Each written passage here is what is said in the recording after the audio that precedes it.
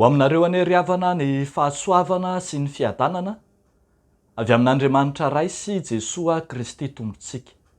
Amen. Antso ho amin'ny fahamarinana.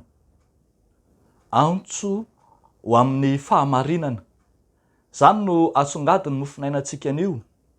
Tao amin'ny filazany tsara araka amin'ny Matthieu 7 ny 9 hatramin'ny 17. Andeha ho vakiana amin'ny anaran'ny Tompo manao hoe: ary noho ny ala teo Jesosy dia nahita lehilahy atao hoe Mattio nipetraka teo am-pamoriketra, ka hoy izy taminy: andeha anaraka ahy. Dia nitsangany Mattio ka nanaraka azy. Ary raha nipetraka nihinana tao an-trano izy, indreo nisy mpanota sy mpanoretra maro tonga ka niara-mipetraka tamin'ny Jesosy mba amin'ny mpianany. Ary ny fariseo raha nahita izany dia niteny tamin'ny mpianatra hoe: nahoana kosa ny mpampianatra anareo no miara-komana amin'ny mpamoretra sy ny mpanota?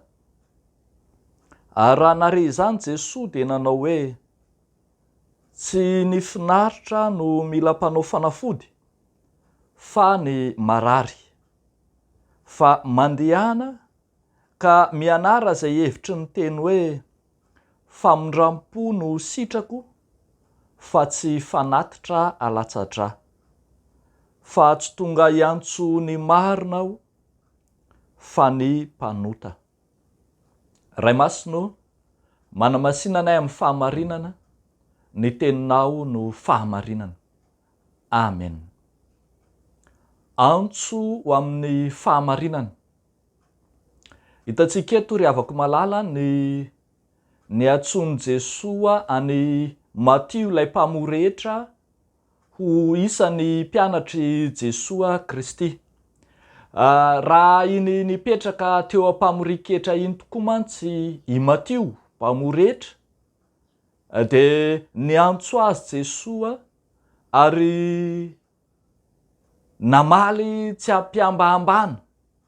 Niantson'i Jesosy izy ka tonga nanaraka azy. Navelany ny famoriketra, napetrany ny latabatra famoriketra, ka dia nanaraka an' Jesosy tsy misy fepetra izy. Zay zavatra tsikaritra tsika ato anatin'ity mofinaina ity dia ny fahasahian'i Jesosy ny antso an'i Mattio amin'ny mahampamoretra azy, izay nosokajinin'ny olona ho mpanota sy olona meloka teo amin'ny fiarahamonina, mpitarika ny fanararaotana sy ny kolikoly avo lenta. Eny, olona tsy mba madio tanana ny fijerin'ny fiarahamonina, ratsy laza amin'ny fiarahamonina satria dia sokajin'olona mpanararaotra ny mpamoretra, ary natao tahaka ny mpanota mihitsy aza ny filaza azy.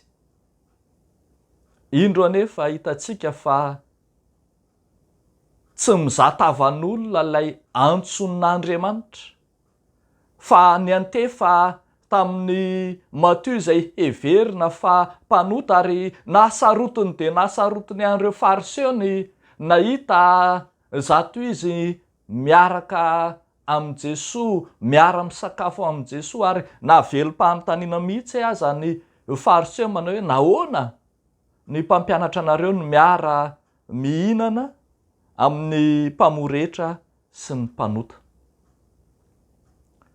Ny hevitra lalina izay tiany Jesosy asongadina ao anatin'izao antso izao ry havako malala, dia te haneho izy fa tsy manavaka ny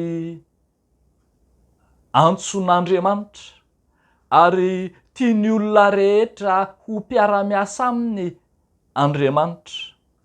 Raha miara-mipetraka amin'ny mpamoretra Jesosy, tsy sanatria hiombona ho tamina hiara haloto amina hiara hanota amin'ireo mpamoretra, fa ny antso azy kosa hitodika ho any amin'ny fahamarinana. Fantatra fa tsy marina izy, fantatra fa mpanota izy, saingy miantefa aminy kosa ankehitriny ny antson'i Jesosy feno fitiavana izay vonona hanova, anaisitra, hanala azy amin'izany toerana izany ho any amin'ny fahamarinana, ho any amin'ny fahamasinana, anakaiky an'Andriamanitra kokoa. Hitantsika eto arak'izany fa tena miantefa amin'ny marary tokoa ny fanasitranana tena izy, ireo izay marary ara-panahy, marary ny ota no iantefany ny fanasitranana ara-panahy an' Jesosy dia ny fiantsoana azy mba hanaraka ny tompo. Famindram-po no mendrika izay vonona hiala amin'ny fahotany, anaraka ny tompo marina tokoa, fa tsy fombafomba ivelany tahaka ny fanatitra fanaon'ny fariseo. Ary asehon'i Jesosy eto fa raha ny marina tsy mila hamarinina intsony, fa satria mpanota izy, dia Jesosy lay afaka manamarina azy no miantso azy. Manaisitra antsika ao anatin'ny fomba fijery miiba sy resy lava riavako izao tenin'Andriamanitra izao. Mitarika antsika hiala amin'ny fitsarana ivelany sy ny fitsarana mialoha, satria hitantsika eto fa tsy miankina amin'ny zavatra hita maso, ny toe-po any anaty izay iantefany ny antson'i Jesosy. Indraindray tokoa isika rehefa mijery mpanompon'Andriamanitra dia ny lasany, ny fahininy, ilay toerana nahampanota azy no ahindrahindrantsika fa adinontsika ny fanovana sy ny fanavaozana nataon'ny tompo taminy. Efa any Kristy izy, efa nandray ny antson'ny Kristy izy, ary efa namindran'Andriamanitra fo izy, ka mendrika ho isan'ny mpianatra. Tsy i Matio mpamoretra ihany no natsoin'i Jesosy ho amin'ny fahamarinana eto, fa ireo fariseo izay heverina fa manana ny marina ka manamari-tena no antsoin'i Jesosy koa ho amin'ny fahamarinana, hiala amin'izany fanamarinantena izany, satria izany no fahotana. Antsoin'i Jesosy hanana fomba fijery miabo, fomba fijery vaovao, fomba fijerin'Andriamanitra, hiala amin'ny fisainan'olombelona, ireto fariseo ireto. Ny soratra masina dia manambara fa mpanota ny olombelona, maloto, fa ny kristiana kosa no diovina. Tsy marina fa ho amarinina, tsy masina fa hamasinina amin'ny alalan'ny rany Jesosy Kristy izay nalatsaka teo amin'ny hazo fijaliana. Kristy izay marina, Kristy izay masina no afaka manadio sy mandray ny mpanota rehetra mibebaka. Ho anao ary ry havako, mendrika sy sahaza anao koa ny antson'Andriamanitra, miantefa amin'ny tsiraray avy, tsy araka ny fahotana vita ny antson'Andriamanitra, fa miankina amin'ny famindrampon'Andriamanitra lay efa vonona handray anao indray. Dia ho an'Andriamanitra irery ihany ny voninahitra. Amen. Hivavaka isika ry havako. Andriamanitra, rainay amin'ny alalan'i Jesosy Kristy ianao, ilay Andriamanitra mankahala ota fa tiany mpanota, ilay Andriamanitra tsy mijery anay araka ny maha olombelona anay, fa araka ny indrafonao lehibe. Misaotra Tompo, ny amin'ny antsonao izay mety efa mpanompon'Andriamanitra maro samihafa ka tonga anay ho mpanaradianao marina tokoa.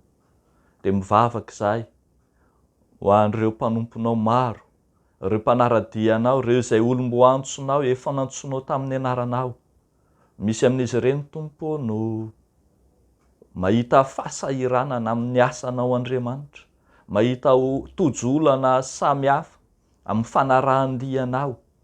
Dia ianao Jesosy ilay efa niantso sy nifidy amin'ny vahaolana amin'ny fotoana rehetra. Dia ampaherezo Tompo, ampaherezo ny mpanomponao mba tsy ravoravo tanana amin'ny fitoriana ny filazan'ny tsaranao fa andeha amin'ny herinao lehibe tokoa. Dia amin'ny anaran'i Jesosy Kristy zokinay, nanaovanay izany mivavaka izany. Misaotra Tompo. Amen.